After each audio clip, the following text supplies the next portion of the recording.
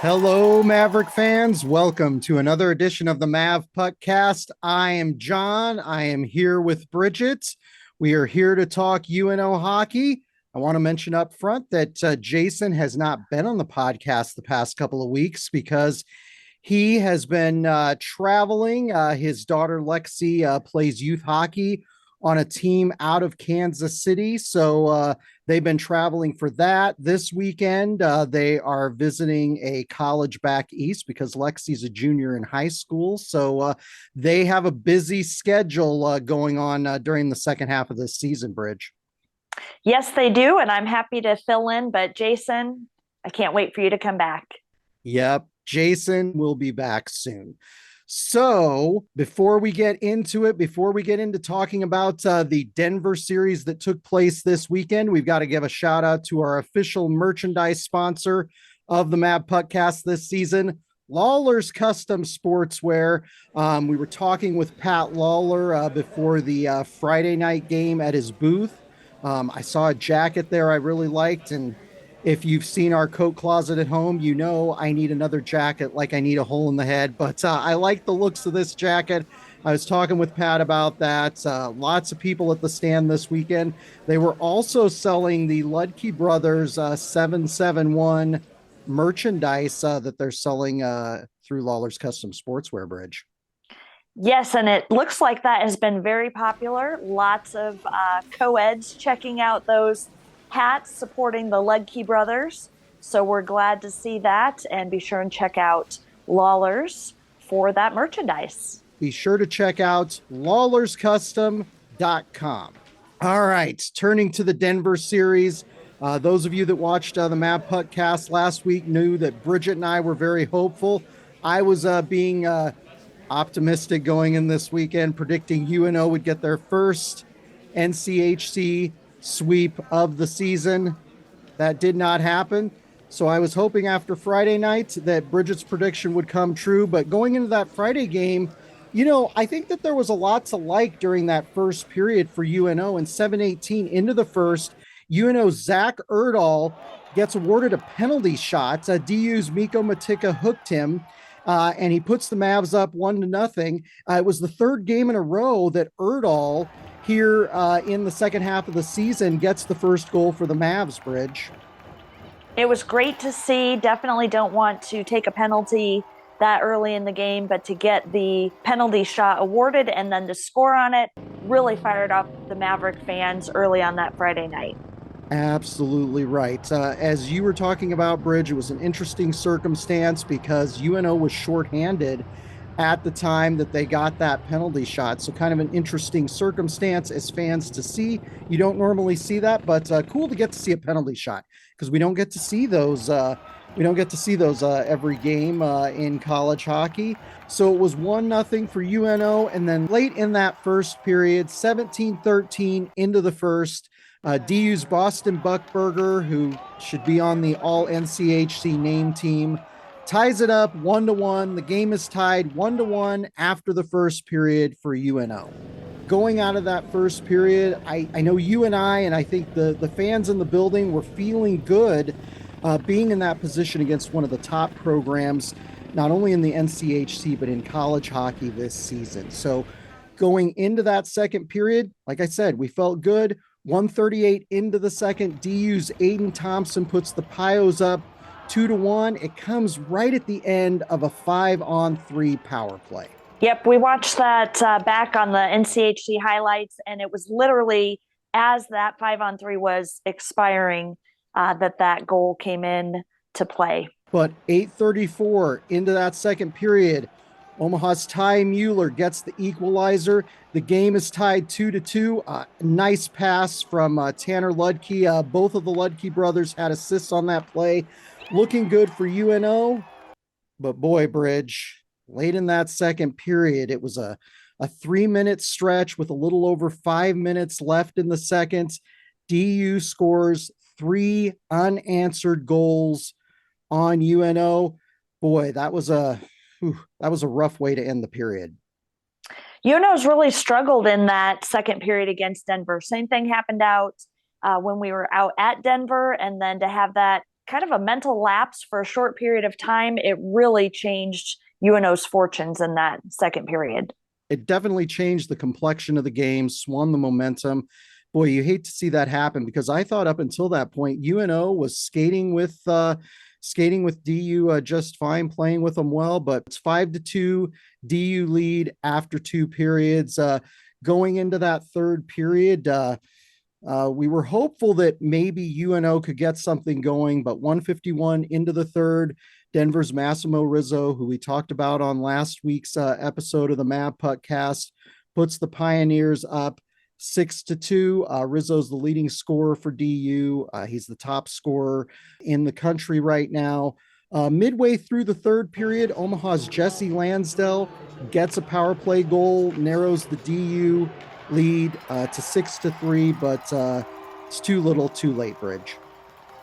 Yeah, at that point, again, Denver, high-powered offense, they get up by that many goals. UNO has definitely tried to make its way back into the game, but it just wasn't enough, and they fell short.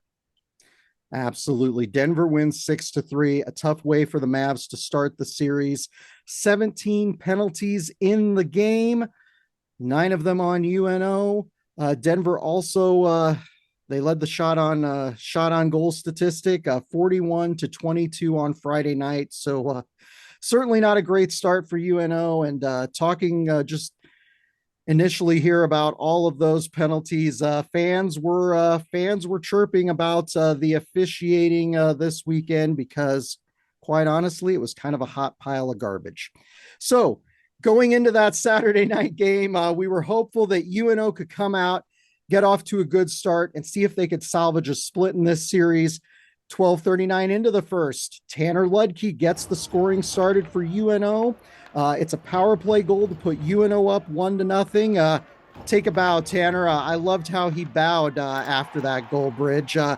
Crowd loved it too. To see UNO get the first goal of the game, I was really hopeful that they would be able to turn around their fortunes on Saturday night. Absolutely right. But in the closing moments of the first, DU's Jack Devine scores a power play goal to knot things up 1-1. Man, his name was called a lot, Bridge. He put up a lot of points this weekend. Well, you called that last week. You said, keep an eye on these players. And boy, those players certainly showed up, not just on the ice, but also on the stat sheet. Absolutely right. So the game was tied 1-1 after one. Second period, Saturday night, DU scores 4 straight goals in the second period. One of those goals was on the power play. And again, it's the names we talked about last week and that you're going to hear throughout the season for DU if you watch their games on NCHC TV. Massimo Rizzo, Zeev Buyam, Shai Buyam, Connor Capone, a lot of talented skaters on that roster. And it was tough. The scoring stretch started 7-12 into the period when Sam Harris gets an unassisted goal for DU. And it just continued on through that period. A tough place for UNO to be in, but late in that second period, 18:34 into the second, Omaha's Jack Randall gets a goal to narrow that 5-1 lead to 5-2. Assist to Victor Mancini and Jimmy Glynn. You and I and a lot of people in the crowd thought Victor Mancini, who fired that in from the F&BO logo, got the goal, but apparently Jack Randall got a piece of that. Yeah, great shot by Mancini from the point. I didn't see the Randall tip. Like you said, I think a lot of the folks in the crowd didn't. But great to have Jack Randall back on Saturday night. He was out Friday night, apparently with an injury. And so just, again, another opportunity for those defensemen to come up big. Mancini didn't get credit for the goal, but he definitely made that happen. Yeah, and I was hoping for a miracle in that third period. I was hoping for one of the greatest comebacks in UNO hockey history. It didn't happen. 7:56 into that third period, Carter King for DU gets a power play goal. DU goes on to win the game 6-2. Certainly not the kind of weekend that I know that the players, coaches, and fans were hoping for. A tough series, Bridge. But what did you think about the 2-game series overall for UNO? really, again, no matter where you put Denver and North Dakota into your schedule, whether you're playing them once a season or twice a season, those are always going to be tough matchups. And I know it was super frustrating for the guys, especially into Saturday night. We haven't talked about the penalties as much, but right at the end of the Saturday night game, there was a little bit of a mini brawl that broke out right at the end of regulation there. And I think it just speaks to the frustration that the Omaha players had with not getting rewarded for their efforts on the ice throughout the game on Saturday night. Again, Denver's really good, but Omaha didn't get some bounces that probably should have gone their way. Yeah, things got chippy in that third period against DU. And some of those things happened after the whistle. They were frustration penalties on the part of UNO. Look, I'm not one of those fans that think officiating is what cost us the game or cost us the series. It is what it is. Look, teams have to deal with this sort of inconsistent officiating all the time. You know, you look at the series last weekend up at North Dakota, the reality of the situation was the officials, by and large, in that series kind of swallowed their whistle and let the players play, which is great to see as a fan. I prefer that. I prefer to not watch, man advantages in hockey. I prefer to see it even strength. So that was last week. But this week, you get an official crew that wants to insert themselves into the game. It's a fact of life. You've got to be able to adapt to that. You've got to be disciplined and not get frustrated. The Mavs are 11-9-2 on the season after the series. But, we have the caveat on that 6 of those wins came early in the season against Niagara, Long Island, and Augustana, teams that are in the bottom half of the pairwise rankings. And Augustana is a brand new program this year, although they have been competitive. The Mavs are 4-7-1 in conference play. Only 2 of those wins have come in regulation. And as fans know who follow these things closely, an OT win in college hockey in that 3-on-3 overtime is only worth 66% of a win in the pairwise rankings. So the Mavs are going to have to see if they can have some success in regulation. And the Mavs are 3-6-1 since November. And since, we're talking about depressing statistics here, Bridge, I don't mean to pour it on, but as we talked about all of the goals that they scored this weekend, that DU scored, our leading point producer, Ty Mueller, has 19 points this season, 8 goals and 11 assists. And if you look at Denver, their top point producer this season, Massimo Rizzo, has 41 points on the season. Their second leading point producer has 39 points this season and had 6 points this weekend, and that player is Jack Devine. And then Denver's third leading scorer, Zeev Buyam, who's a freshman, has 32 points this season. Again, Ty Mueller's our leading scorer with 19 points. Their top 3 scorers essentially have double the points after this weekend series. So they are an offensive juggernaut. They lead the NCAA in goals. They have 126 goals and 226 assists on the season, 352 points in NCAA play for Denver this year. By contrast, Omaha has 62 goals and 100 assists, so 162 points. So Omaha has half of the offensive production that Denver has at this point in the season. So these are interesting things. As we talked about going into the season, and as we've talked about throughout the season, offense is really not our strength this season. So Omaha is tied for 39th in the NCAA in goals out of 64 teams.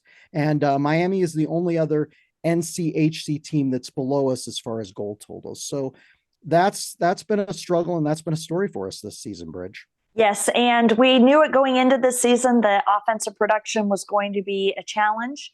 That certainly has been the case. We talked about earlier in the season that some of the defensemen were stepping up with their scoring, getting 2 or 3 goals a game.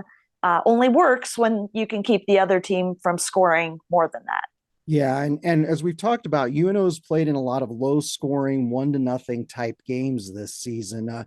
Look, when you look at the recruiting that we've done, we've had good luck getting pro-style defensemen to come in. We talk about players like Victor Mancini. You talk a couple seasons ago about a guy like Brandon Scanlon. Our D-core is really good on this team.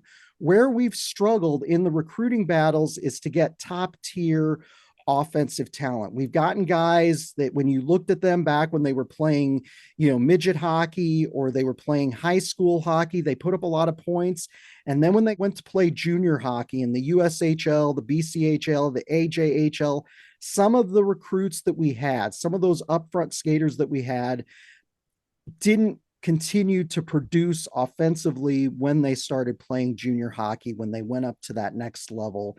And so that's something that the coaching staff is going to have to look at. We love the contributions of freshman Tanner Ludke this season, but we need about 3 more Tanner Ludkes on the team right now. And we really miss 2 players from last season. Certainly Tyler Weiss, who was an assist machine. He was the kind of the epitome of the setup artist for UNO, and defenseman Johnny Tyconic, who dished out the puck for a lot of goals last season. We miss those guys this season. So hopefully the coaches have some offensive firepower coming in, but recruiting talk is for another day. Bridget, who was your player of the week for this series against DU? Who did you like in the series against the Pioneers?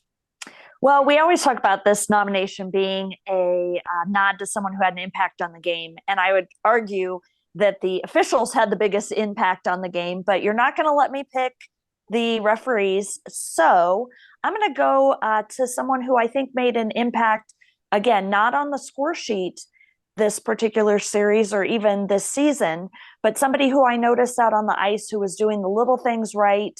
And that is senior defenseman Nolan Krenzen. And he blocked 5 shots this weekend. That was where I noticed him a little bit, and especially on the penalty kill late in that Saturday game as well. Yeah, Nolan Krenzen has 1 goal and 3 assists. Certainly, Nolan is not one of those kind of offensive defensemen that we talk about, like when we've talked about the Quebec defenseman or Victor Mancini this season. But he's a good, solid defensive player. He's +4 on the ice this season. He's a guy who does little things right. I've enjoyed watching him. He's that kind of classic stay-at-home defenseman that UNO benefits from having, especially like we talked about with the struggles UNO has scoring. So great pick, Bridge. For the second week in a row, I've got to go with freshman forward Tanner Ludke. He had 1 goal and 2 assists this weekend against DU. He has had at least 1 point in the last 5 games, and he is currently second on the team in points with 15. So he's a player who's starting to heat up in his freshman campaign for UNO, and that's something that's really good to see. I like how he's been playing out there on the ice with guys like Ty Mueller. Nice to see one of the young players, a guy who did put up a lot of points in the USHL, heating up for UNO, because we need that kind of offensive success. So certainly not what we were hoping for this series for UNO against DU, but hopefully there are some positives for the players and the coaching staff to take out of this as they head to St. Cloud next week. But before we talk about that, we've got to talk about some things you missed at Baxter Arena. UNO had a lot of things going on, Bridge. On Friday night was the Chancellor's pregame reception at Baxter Arena. Last season, we talked about the President's pregame reception at Baxter Arena, but NU President Ted Carter has left for greener pastures, I guess, at Ohio State. So this year, it was the Chancellor's reception because UNO Chancellor Joanne Lee hosted the event. She is doing a great job, by the way. Bridget, would you like to tell our viewers about the Chancellor's reception on Friday night? I would love to. There was some wonderful food to enjoy, some nice beverages, including the adult beverage type. I'm sure if you are watching on YouTube, John is going to be showing you some of those delicious dinner items that we enjoyed at the pregame reception. But one of the neat things about this reception traditionally each year is the chance to hear from the leadership. And Chancellor Lee got up and talked about leadership in particular, and also the profound impact of athletic programs on our community, in particular, the impact of the Wear Black, Give Back campaign on athletics. So that was neat to hear. She then introduced interim University of Nebraska System President Chris Kaburik, who talked about how impressed he was with UNO's leadership team. And then we got a chance to hear from athletic director Adrian Dowell, who talked also about academics and also the changes and challenges that are facing college athletics these days. It's always kind of neat to get that firsthand information from those in leadership, and it's a great chance to network and socialize with other fans before the game as well. A lot of good things have happened. I just want to touch on the food a little bit. They had a dessert bar.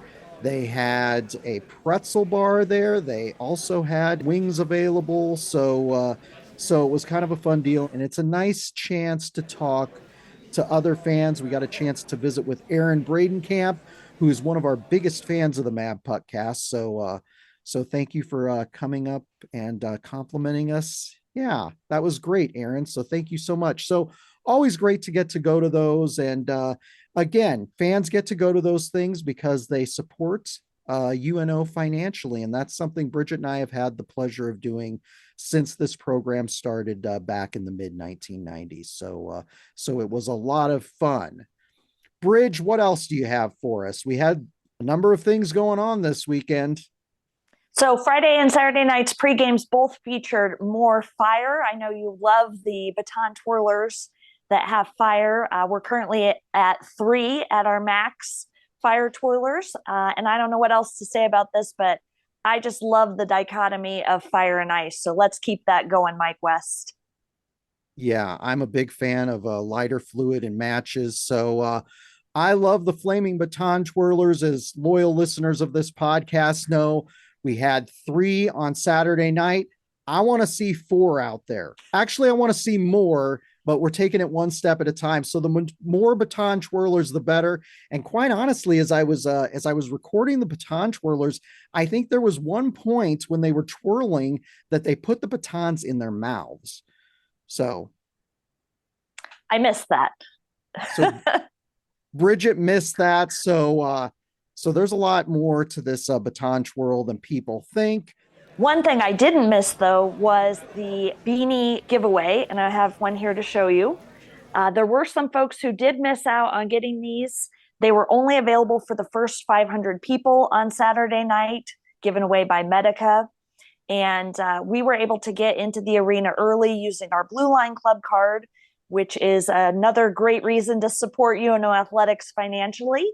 And we were able to get the beanie hat for you and for me. And then I was also able to get a Medica koozie and a Medica ice scraper. So great chance to pick up some swag on Saturday night. I also did a lap around the arena, and I encourage fans to do this either pregame or during the intermissions. I picked up some gummies from the Everlight solar table. And then there was one other table, but I can't remember what they were giving away, but lots of opportunities for you to pick up some swag as you walk around the arena, either before or during the games. Yep. I love it when they give away apparel at UNO hockey games. So thank you to Medica. I'm fairly certain we will be seeing those beanies throughout the second half this season. So that's great. Love the giveaways. Love when we get those items.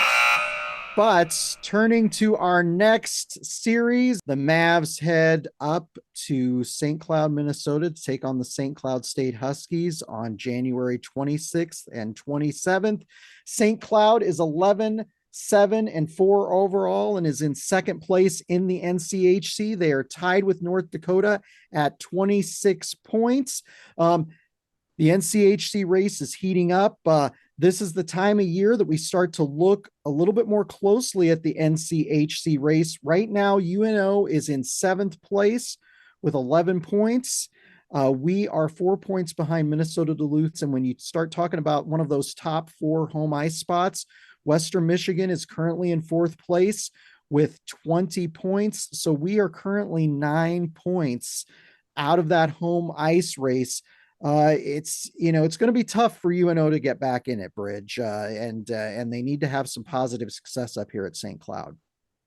This is definitely the time of year when the top half of the NCHC standings start to separate from the bottom half, and unfortunately, right now, the Mavs are finding themselves very, very close to the bottom. So it is critical at this juncture that Omaha gets some points out of this series at St. Cloud.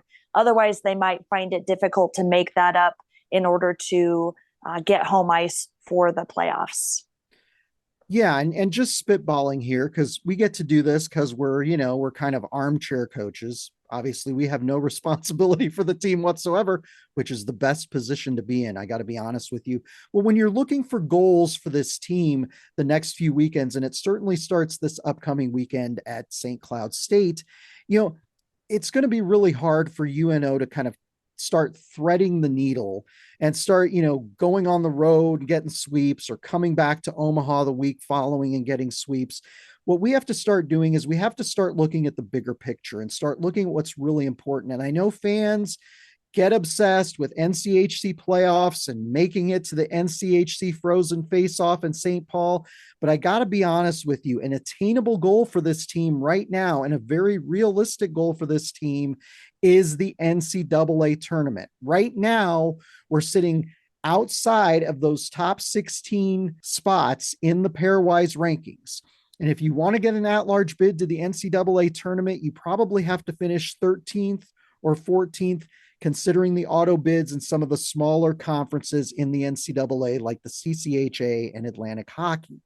UNO right now is currently 20th in the pairwise rankings.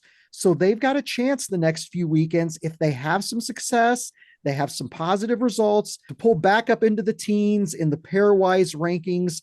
And that would be a really good spot for them to be in, because remember, UNO fans, UNO hosts the West Regional in Sioux Falls this year. So if they get into the tournament, it doesn't matter what seed they are, they will be playing a couple hours up the road in Sioux Falls because they are the host school. So that's a goal that this team can look towards. So don't start focusing on getting, third or fourth place in the conference and being like, oh my gosh, we've got to find a way to make up 9 points. We've got to hope one of our conference foes kind of folds.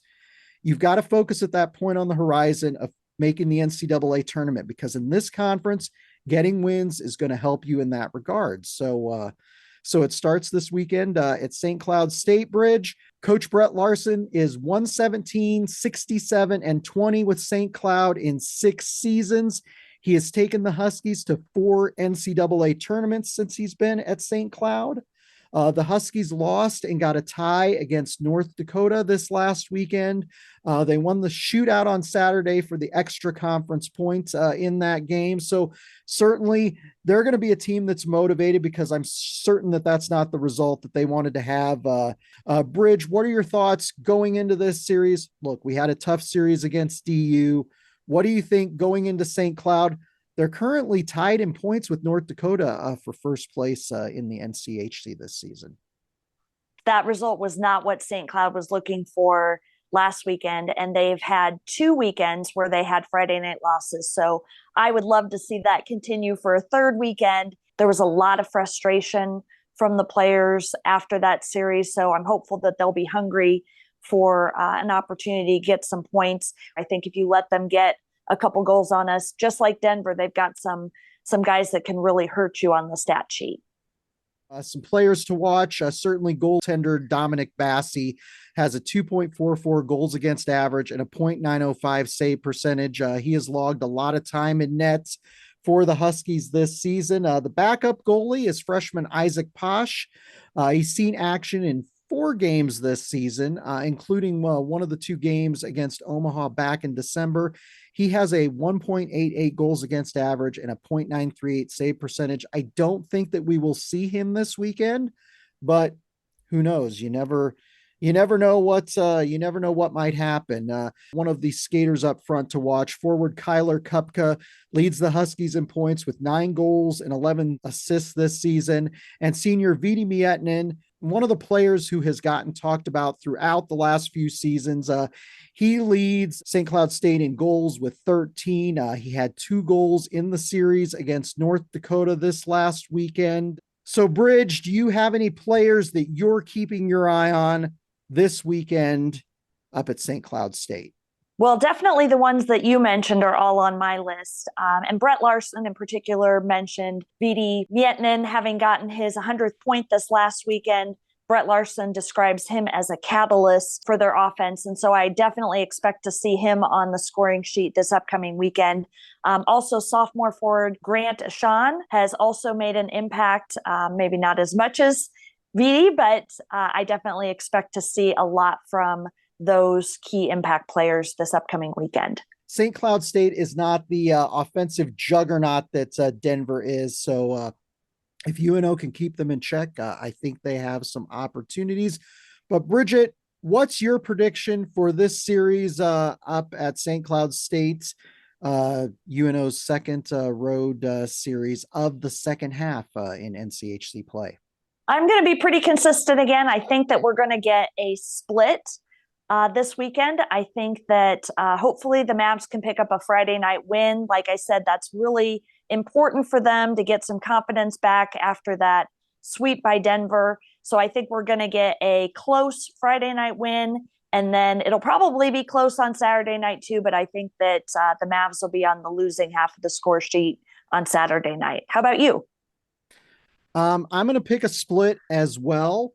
I'm going to say we lose on Friday and we come back and find a way to win on Saturday night. It's going to take good defensive play. It's going to take good goaltending from UNO. The guys have to be willing to sacrifice their body and certainly avoid going to the box, because that's where UNO seems to get in trouble. So don't take any of those kind of silly emotional penalties. And like I mentioned before, play meat and potatoes hockey. It doesn't have to be fancy. It doesn't have to be pretty. Grind it out. See if you can get a win. See if you can get some positive points. Like I mentioned a few moments ago, keep yourselves in the hunt for that at-large NCAA tournament berth, because there's a lot of opportunities once you get to the postseason in the NCAA tournament. They got to keep the eye on the horizon here and keep focused on that goal, because they can do some special things at the end of the season. Friday's game starts at 7:30 p.m. Central Time, and Saturday's game starts at 6 p.m. Central Time. So I don't know if they normally start their games at 7:30 on Friday nights, but very interesting game times in Omaha. If you want to listen to the game, you can do so on the radio on 1290 Coil. Mike Valencourt and Terry Leahy will have the call. And if you are not inclined to use a radio, you can listen to those games on the Varsity Network app. And of course, you can watch both of those games on NCHC TV. Bridget and I, of course, will be live tweeting those games this weekend. Well, mostly Bridget. I tweet every so often and give her suggestions every once in a while for something to tweet, but it'll be Bridget on Twitter. And you can find a link to our Twitter account and all of our other social media accounts, which we encourage you to follow, as well as back episodes of this podcast at Mavpuck.com. So until next time, Bridge, go Mavs. Go Mavs.